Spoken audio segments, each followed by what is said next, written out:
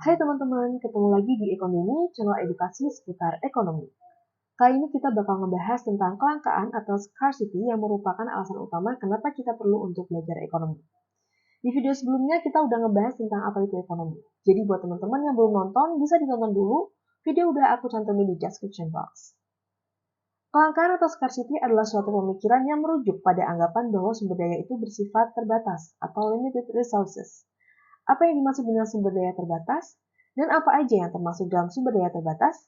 Yuk, mari kita bahas bersama.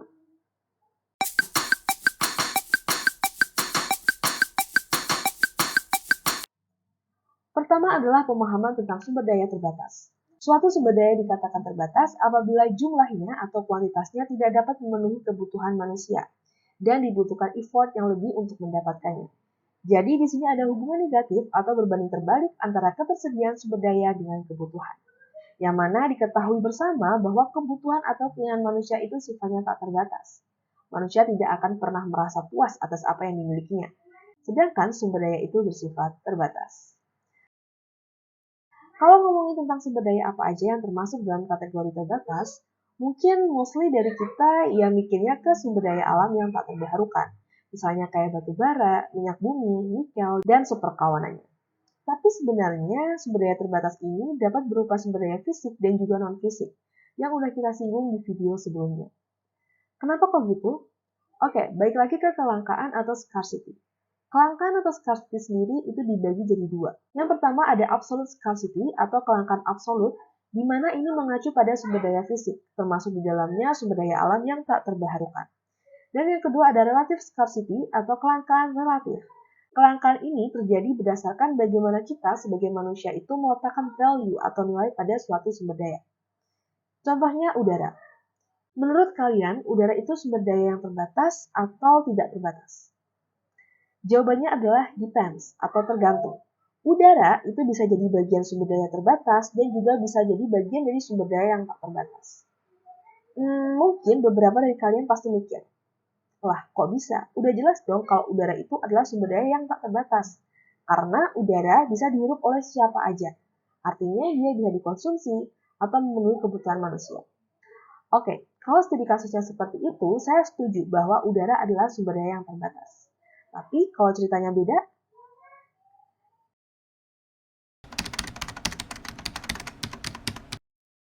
di Kanada ada sebuah perusahaan namanya Quality Air dan sesuai namanya perusahaan ini menjual udara yang diambil dari pegunungan Rocky di Kanada ke beberapa negara tujuan seperti China, India, dan Korea Selatan yang dibanderol dengan harga $30 per 4,5 liternya.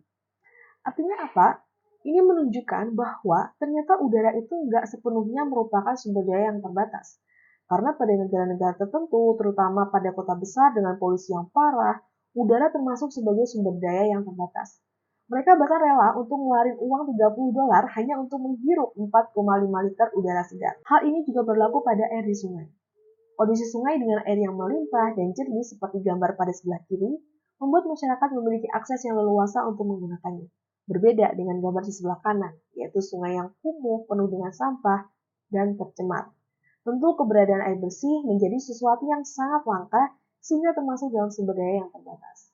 Itulah mengapa pada kasus-kasus tertentu sumber daya yang tampaknya tak terbatas tersebut ternyata termasuk dalam sumber daya yang terbatas. Selanjutnya berbicara tentang manfaat dari kelangkaan. Mungkin kebanyakan dari kita memandang scarcity ini sebagai sesuatu yang negatif. Karena kalau kita lihat dari definisi dan juga studi kasus yang ada, memang adanya kelangkaan menyebabkan keterbatasan bagi manusia untuk melakukan konsumsi.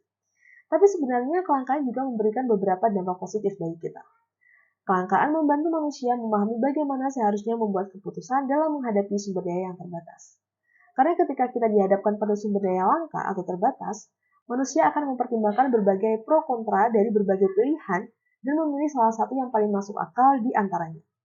Kemudian, adanya kelangkaan membuat harga itu berperan penting dalam membantu mengalokasikan sumber daya. Contohnya kaviar. Kalian tahu kaviar? Salah satu makanan mewah yang berasal dari telur ikan. Tahu nggak kenapa makanan ini mahal?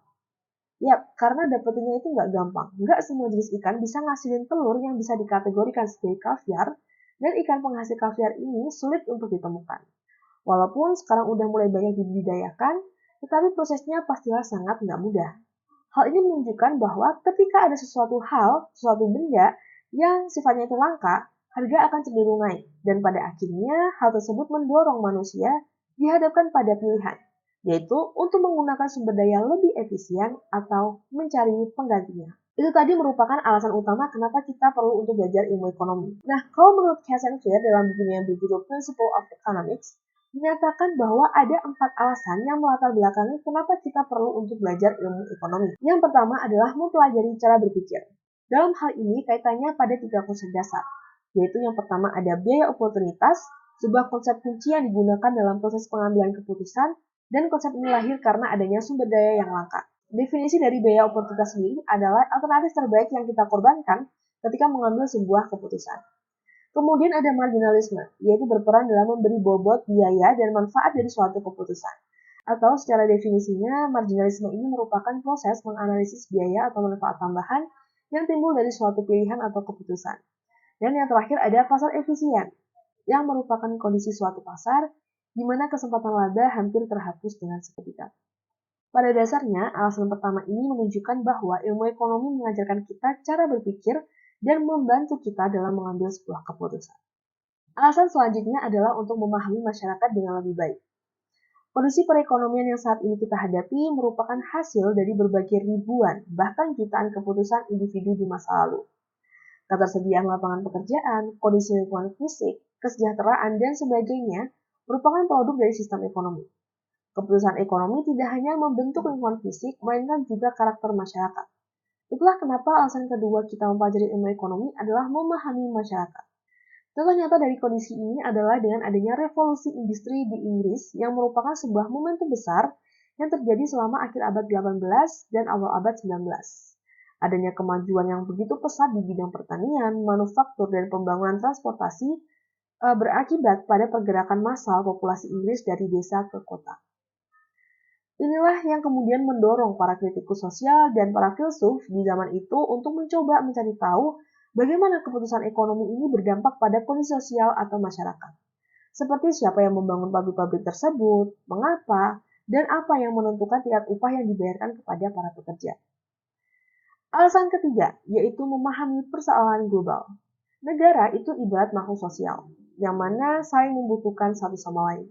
Itulah kenapa kegiatan ekspor-impor terjadi. Nggak mungkin suatu negara dapat memenuhi kebutuhan masyarakatnya tanpa adanya interaksi sosial dengan negara lain. Adanya interaksi inilah yang kemudian menuntut kita untuk memahami persoalan global, yaitu salah satunya dengan mempelajari ekonomi. Sebagai contoh, perang antara Rusia dan Ukraina yang masih terjadi hingga saat ini. Perang tersebut sangat berdampak terhadap kestabilan ekonomi global. Terjadinya perang berdampak terhadap kenaikan harga bahan bakar terutama pada minyak dunia dan beberapa jenis makanan serta tekanan inflasi yang tinggi. Belum lagi kondisi dunia yang masih dalam tahap pemulihan dari adanya pandemi COVID-19. Itulah kenapa pemahaman akan ilmu ekonomi sangat penting dalam memahami persoalan global. Kemudian alasan terakhir mempelajari ekonomi yaitu menjadi pemilih yang kompeten. Hal ini erat kaitannya dengan suatu kondisi di mana kita dihadapkan dengan berbagai pilihan. Oleh karenanya, ilmu ekonomi ini merupakan pemahaman dasar yang perlu untuk dipahami. Pada intinya, alasan kita belajar ilmu ekonomi adalah karena ada sebuah masalah. Baik itu berupa kelangkaan yang merupakan masalah dasar dari ilmu ekonomi atau masalah modern lain. Sekian dari saya, semoga bermanfaat dan see you all!